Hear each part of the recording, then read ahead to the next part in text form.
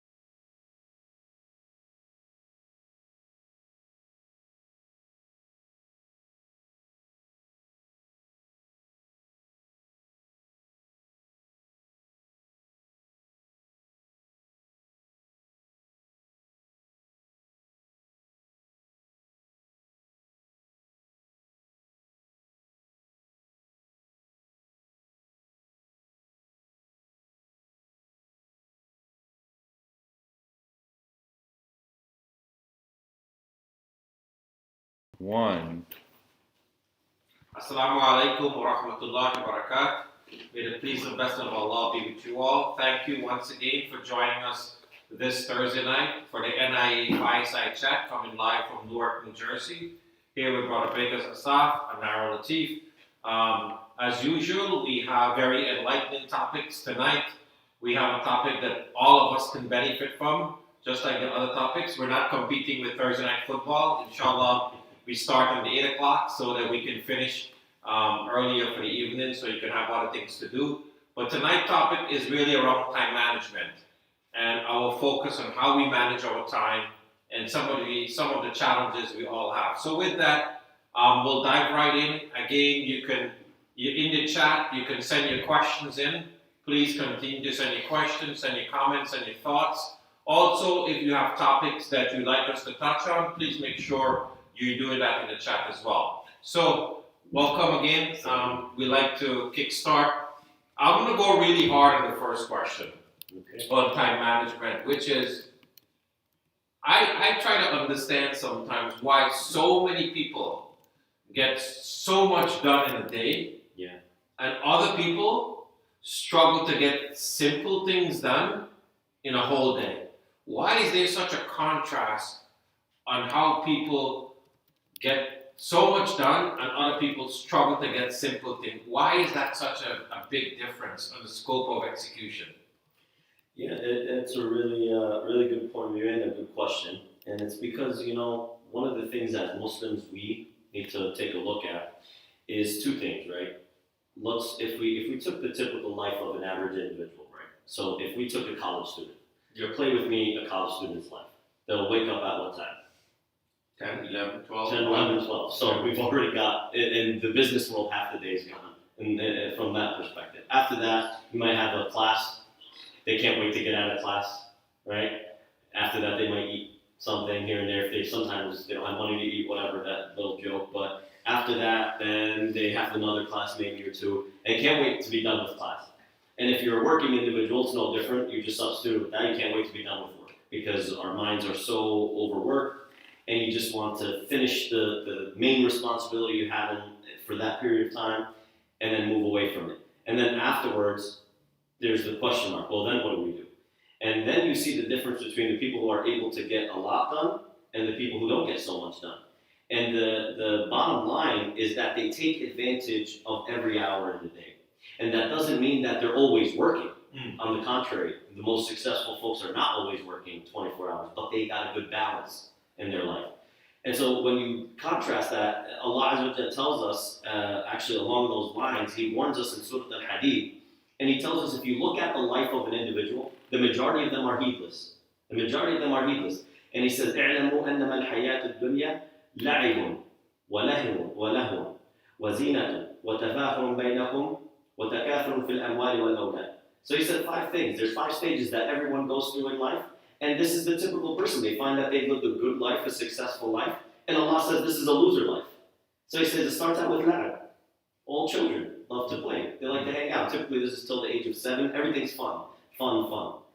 But yet, Allah the ulama said around that, when you're hitting towards that cusp of 7, you should start teaching them the Quran, you should start teaching them the Sunnah, because their brains are like sponges, right? So if you look at the contrast, Allah's saying that most people just don't even care. Just give them more toys, fun. There's not teaching them anything in regards to things that will benefit them long term. And after that, He said lahun. Now it's just, music, fun. It's more like between that age of 7 to 14, that middle school, where this is where you hear the children always saying, I'm bored. And you get sick of hearing it. You remember this, right? Any parent watching knows. And if you're not, get ready. This is what will happen.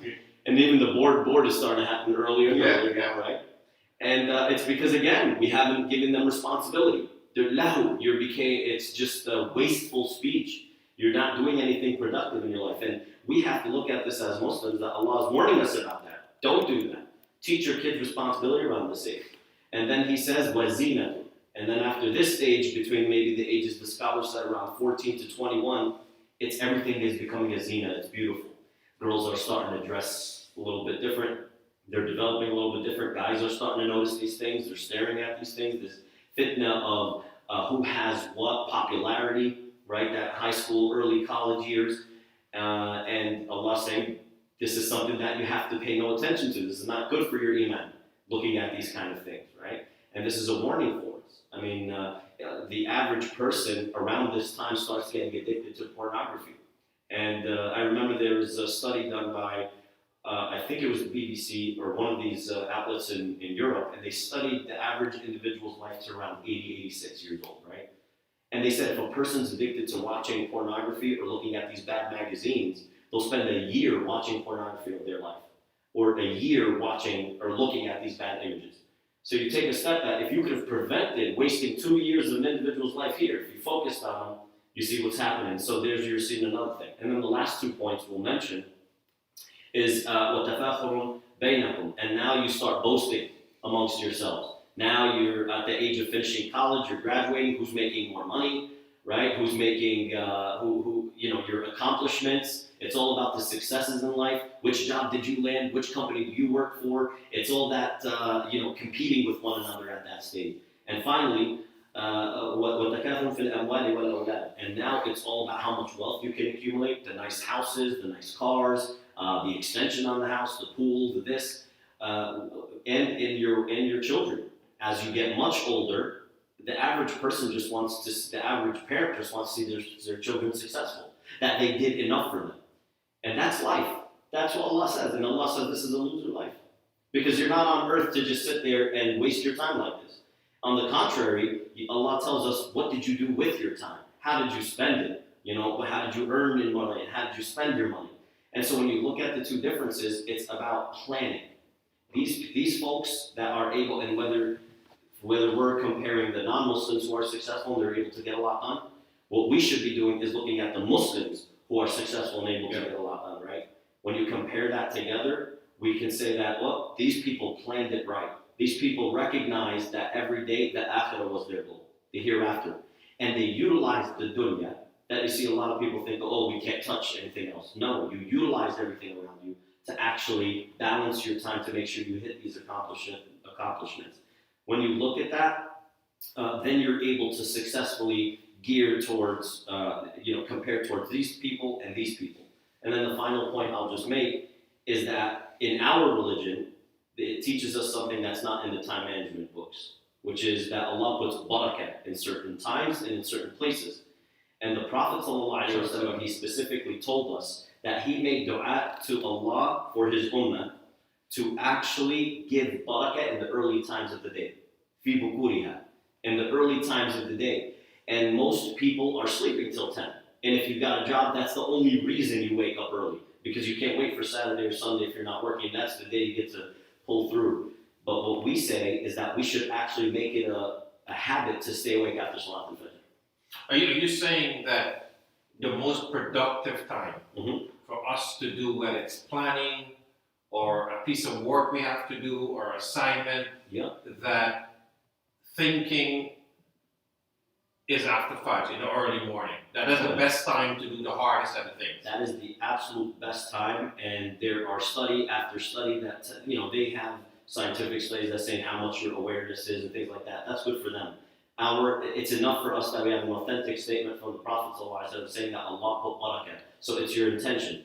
You see, then you might ask yourself, well, I did stay up. Did you stay up because they said your brain's more aware? Did you stay up because Allah said you'll have barakah? The Prophet ﷺ said you'll have barakah in the time. And that's where we come back as a Muslim and a mu'min, إِنَّمَا الْأَعْمَالُ بِالنِّيَّاتِ, that you are judged and rewarded in accordance with your intention. So staying up early, in the early days, you should make it a habit and a practice to stay up after Salat al-Fajr. And you'll find that there's so much time in the day if you do that, by the way. Yeah. Some people... But is it true, even with non-Muslims, like I know we like to say, Muslims example.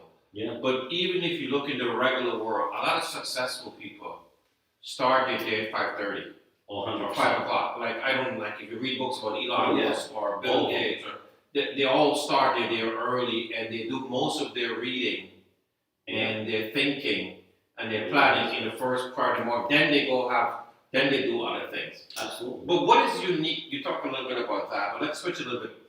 What's unique about the day and how you break it up? Like, why, even if you wake up early, like, why some people able multitask or do 2 or 3 different things at Yeah. the same time or get more accomplished? Why some people can prod through the day? Well, if you look at the best example is the example of the Prophet ﷺ. Everybody, unfortunately, just doesn't study the seerah enough to recognize that the Prophet wore many hats. Not only was he a family man, not only was he the head of state, not only was he the ultimate judge, right? Not only was he was employed, he was in sales and whatnot, but he was also the leader of the army. He had every captain hat you can imagine. So you come back and say, and yet this man was still able to spend quality time with his grandchildren, raise his children, be a family man, and have time to hang out with the Sahaba and even horse race and things like that. No betting, one little asterisk there. But he has all of these abilities. He's able to accomplish all this, and yet he dies at 63. So how's he able to do all of this and create a nation, not a nation state, but to create a state based on the people and the religion of Islam? How is he able to accomplish this in a lifetime? This is more than a lifetime of goals. And so you look at how the Prophet ﷺ started his day. It really starts out with sleep. The Prophet ﷺ said the best type of sleep is the best type of prayer, the prayer of the Prophet Dawood, the Prophet David. He used to sleep for half the night. He would wake up a third of the night and pray for a third of the night, and then he'd go back to sleep the last sixth of the night. And that tells us another important thing. You actually don't need as much sleep as you take. A lot of the experts say 8 hours. That's exaggerating. You actually don't need 8 hours. And actually the scholars would say... I don't know about the last time I slept 8 hours. I'm with you. I mean, if I'm at 5, I really got a good night that day. But that kind of contradicts what we're kind of told is a good sleeping habit. And the study that I was telling you, most of the individuals who are heedless just live life without any real goal in mind, right? They'll sleep for 26 years of their life. Can you imagine that? You just take this step back and look at it from just a zoomed out telescope on a macro level.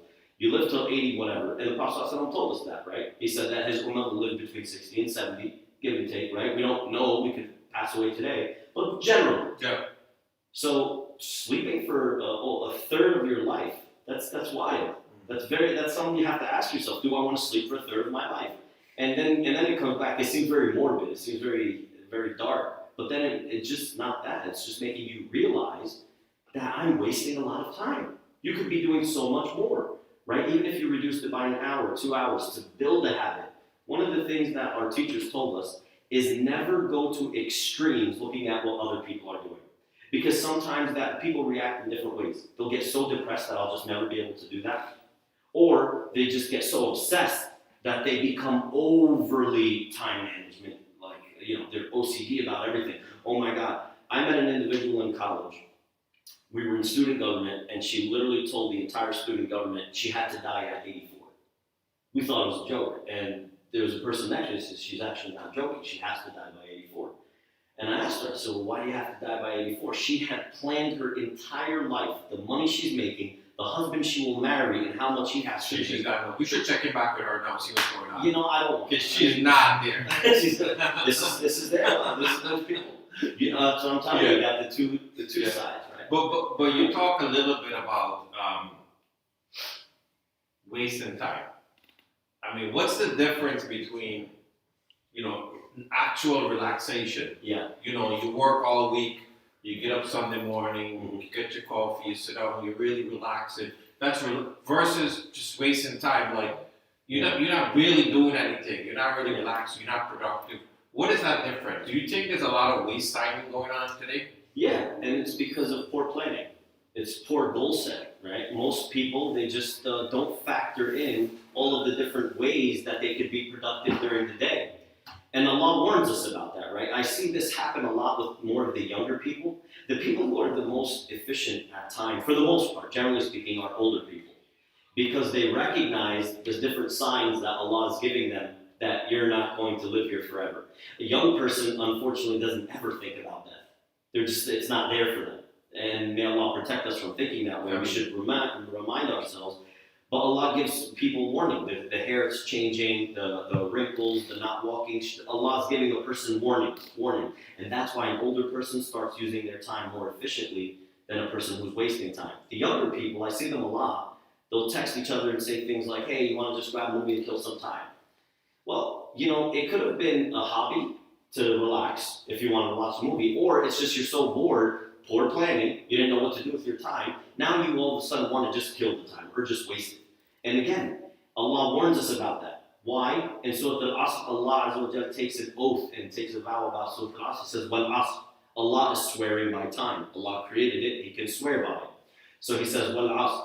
That He says, and by the time. So Allah is venerating time, meaning don't waste it. Take it as something very important. The scholars have mentioned, by the way, this is not religious scholars, academic scholars. Actually, money is not the best commodity on earth, it's time. The time, yes. The minute you spent, you'll never get it back. $1, you could find a better investment maybe tomorrow and you would have done better than the other one that passed you. But time you never get back. Unless you're Disney and you believe that, you know, you freeze your body and somehow, you know, a bird will breathe into you, or I don't know what he's believing. But for younger people like who are watching, and you know, what are some of the things you spend a lot of time with younger people? Well, let me ask a separate question. Like, how do you plan your time? What are some of the things that you? I mean, you're involved. You have a job, a full-time job. You do a lot of classes. You do a lot of, you know, this sessions. You have your family. What are some of the things you do to maximize your time? Because we bring it home to real, right? Yeah. So for me, there was two things that really changed me when I studied this with some of my teachers. One was studying the hadith that I told you, when the Prophet ﷺ made dua that Allah will put barakah in the early times of the day. I typically do not sleep after Salat al-Fajr, typically. Although I hate the daylight savings thing because it always throws me off, whether it's putting it backwards, and then I have to just build that habit of staying up again. And it's pretty simple for me. I'll just go grab a cup of coffee and it'll keep me up literally after Fajr, alhamdulillah. The other thing that I remember when I studied this, there used to be an app, and for all of those folks who are good at developing, maybe you could reach out and even make an app like it. It was an app called Qamar Game, and what it was is you would check every box of what you accomplished during the day. And it was very in line with Surah Al-Asr, because Allah said, right, وَالْعَصْرِ إِنَّ الْإِنسَانَ لَفِي خُسْرٍ, that the majority of mankind has lost this. They lost time. They literally wasted. إِلَّا الَّذِينَ آمَنُوا, except the people who firmly believe. إِلَّا الَّذِينَ آمَنُوا وَعَمِلُوا الصَّالِحَاتِ. So 4 things. إِلَّا الَّذِينَ آمَنُوا, you truly believe in Allah Azza wa Jalla. And this is Iman. Meaning, there's no academic journal that will tell you that you'll get more done. There's this barakah, this concept of barakah. It's not measurable. But Muslims, mu'min, they firmly believe that this time has barakah in it. Right? So إِلَّا الَّذِينَ آمَنُوا, so you have the faith. إِلَّا الَّذِينَ آمَنُوا وَعَمِلُوا الصَّالِحَاتِ, and you did good deeds throughout the day. So I tried to see, is there anything I could do in every single day that I can accomplish amal salih? Yeah. That's the second thing. And that's not praying, by the way. Yeah. I think people on that point, that you always need to ask yourself every day, what did I do different to make a difference? Like to earn a good deed, like anything. 100%. Like, you know. And it can be general, right? Yeah. It doesn't have everything. We talk about, it could be a phone call to a family, just checking in on them. 100%. That's utilizing your time. Yeah, I heard one chef, and it not irritated me. It just made it just was a little weird that he said, and pray your 5 prayers because they'll give you your breaks throughout the day. We don't pray to get our breaks. We pray to get closer to Allah, and so that we're not falling into a sin. If he said extra prayers, then that's good, right? But anyhow, it's just understanding that Allah gave a structure in throughout their day. That's fine. I don't mind. But again, your prayer is for you. It's the benefit. Well, I think structure is good. I think you talk about structure. And you could comment on this, but I find when you have structure in your day, you execute better. If you know you get up, you pray, you do this thing, then you do this thing, then you do this. And if that's routine is not bad. It's actually one of the best things you can have. But the problem that a lot of us see is that we have the wrong intention when doing the routine. We have the intention of being like Elon Musk and not trying to be like the Prophet Muhammad. Now, I'm not saying don't not want to be like him. Yeah. I'm just, where's the priority in life? This was the best man that stepped foot on earth, and Allah said, follow him as an example. Yeah. Like, I'll pray, I'll call my parents, but that's the guy I want to be like. Right. If you had followed the Prophet, you'd have been more successful than him. You'd invented an electric car, one that's more efficient, and you can compete. You have to set your goals high. And so the third thing is that وَتَوَاصَوْا بِالْحَقِّ وَتَوَاصَوْا بِالصَّبْرِ. Three and four. That you enjoin and you give good advice in haqq, that is just and in line with the Quran and Sunnah. And this is where one of my teachers said an individual who really wants to be successful in life, they should have a mentor. A mentor. A mentor. Right. And should be somebody who is trustworthy, that will give you good religious advice when it comes down to it. Because unfortunately, Allah is warning us that we're surrounding ourselves with individuals who may not want the best for us in the akhirah. And so that's another key that will tell you how you can be more efficient in life. If you're hanging around people who don't care about setting high goals in life, then you also won't set high goals in life. And I'll challenge people to read the story of Ahmed al-Fatih, who is Muhammad al-Fatih, the one who opened Constantinople. Yep. Even as a youngster, the kids would come to try to play with him, and he'd be sitting down reading. He'd be learning and reading. And he would ask them, he said, do you have a plan to open Constantinople? He would ask them, and he's a young kid. And he's like, what's your plan to open Constantinople? They'll look at him like you're weird. You're literally weird.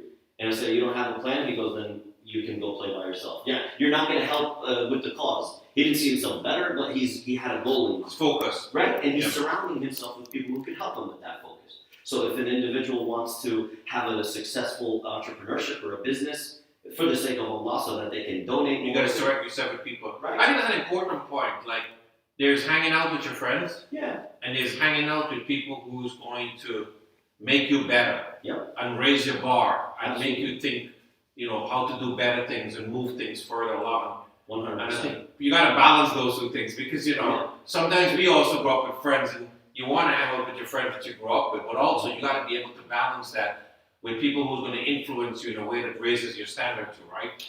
100%. And by the way, sometimes we forget that we could be that good influencer. Right. We shouldn't look at it like, oh, my friends don't have good goals. Maybe you guys talk to each other, be open-hearted, and say, hey, what do you think of X, Y, and Z? Yeah. Maybe you're the inspiration for the group.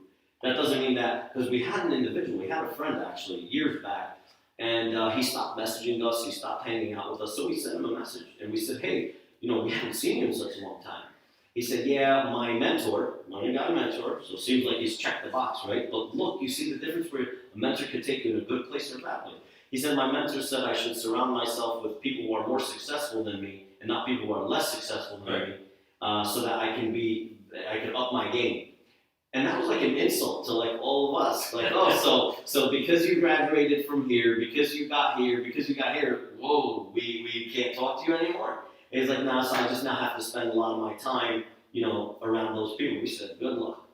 And that's wrong, because even Allah just says to the Prophet Muhammad in the Quran to not leave those Sahaba who just weren't that wealthy, didn't look like they had all the lap. And there's other things you could get from them. Yeah. Right? That you may not even realize. The inspiration, 100%. the lesson. Yeah, and that's selfish too. Yeah. The fact that Allah allowed you to be somewhat successful and you're heading down a good path, you left your friends behind. Yeah. How selfish is that? You're supposed to try to bring them with you. Yeah. Maybe Allah gave you this success so that you could be the mentor. To bring them along. Right? Yeah. And then last is that is patience. And I've always said this, we are a society of instant gratification. We want what we want now. It's always now. We want to be successful now. You don't recognize how much sacrifices these successful people made in their life. How an orphan decided upon himself or herself that I'm going to try to get myself out of this situation. They didn't feel the pity. They looked at the cards that Allah had dealt them, and they tried to make the best of them. Sabr. A Muslim does his adhkar so that Allah can reward him in the hereafter. A Muslim prays his prayers so that he can meet Allah in a good place. This is not in this lifetime. We've got this lifetime, we've got the grave life, we've got the day of judgment, 50,000 years there, and then we're waiting for judgment, and then we're entering paradise. That's some sabr. So Allah saying it's sabr. You're doing what you're doing because you know that Allah will reward you and not punish you in a deferred time. And then you hope that you've done the process correctly, that you've done it well enough, that Allah is pleased with it. So I would say those four things for me, and then when you look at the life of the Prophet ﷺ, you try to implement it as much as you can. You look at Umar radiallahu anhu, he used to work one day, he used to take a day off. He used to work a day and take a day off. And that tells you that maybe also we're a little overly obsessed with work. A lot of people talk about a Especially 4-day work week kind of thing. Right. He likes that. He likes the 4-day work week. Yeah. He because shakes it gives his you more head. time. Every Yeah, he just wanted. Look, he's just gonna have all the extra day. That's the difference. Do we have any questions or? Not yet. Okay. Okay. So, what are some of the things today? Like, you got your iPad, you got your laptop, you got the TV, you got Netflix, you got your phone. Yeah. How is that? How do you manage those distractions? We all suffer from those distractions. Yeah, here's what I say. I would only define them as a distraction when they're taking away from things you should be doing. Now, you could go to one extreme and you could say, well, you should be making a thought 24 hours, 7 days a week. Well, let's pump the brakes here because the Prophet said that there's a balance for everything, right? But one thing I would say is that technology can be used to your advantage, right? There's so many things that you could learn from technology that if you plan it correctly, then it'll actually benefit you and not harm you. There's a lot of studies out there right now that are telling you need to figure out how to disconnect so that you can relax yourself.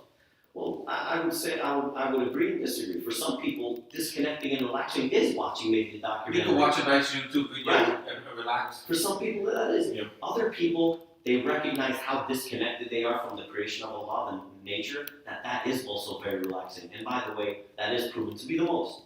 The thing is, when was the last time we walked to the masjid? So you pause them. This is not a challenge for anyone to answer individually, but these are little things that make a big difference, right? That there's so much ajr for every step you take to Salat al-Jum'ah. That's a sunnah that most people left. The sunnah that we just got into technology again, we hit the car and we went. So it tells you a few things. That Allah puts barakat in certain times, like the early morning of the day. And Allah puts barakat in certain places. The Prophet ﷺ asked Jibreel, he said, "Oh Jibreel, what are the most beloved places to Allah on earth?" And this is aside from the 3 masajid we're talking about. So Jibreel said, "I don't know." He said he went and asked Allah, and Allah told him, the most beloved are the masajid of Allah. That's the best places. And so then he said, and what are the worst places? He said, al-aswaq, the marketplaces. So when you come and you look at that, most of us spend a lot of time on the marketplace now. But now it's COVID, we're not going a lot. Even worse, and we're on our phone. We're online shopping. Online shopping. We're in there, man. Whether it's the mall or it's here, right?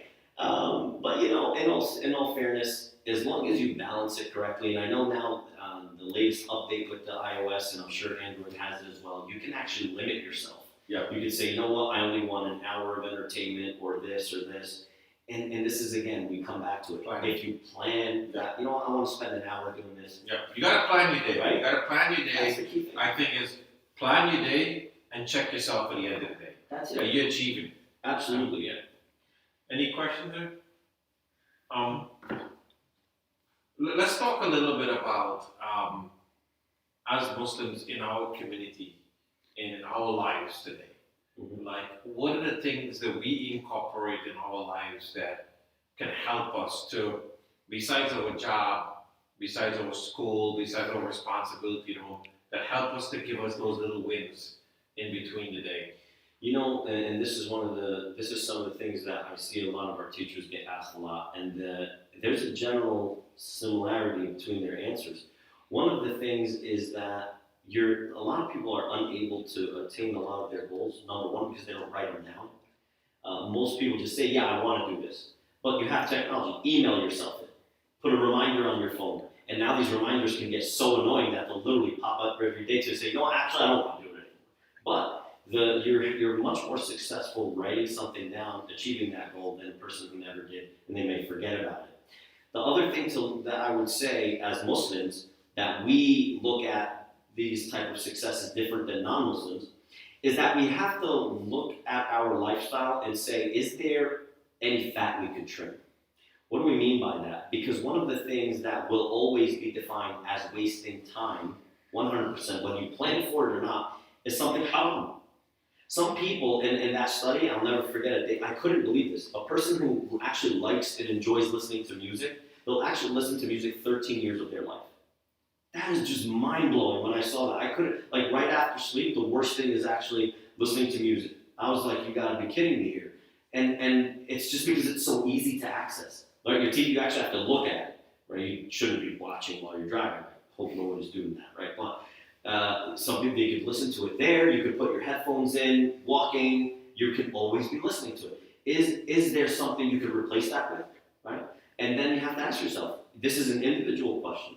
What are things in my life that aren't so permissible, like smoking? A person who smokes cigarettes will spend a year of their life smoking cigarettes. A person who's smoking hookah will spend more than that.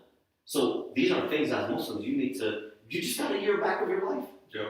If the time pans out, we don't know when we're going to die, obviously, but these are things that you could think about. What do you do with that year? If Allah had sent an angel to you and said, Allah gave you a year of your life back, you just pause. Most people, I don't know what to do now. This is an extra year. I'll just go to the beach. They don't know what to do. But you recognize that you can gain this stuff back by not allowing the shaitan to trick you.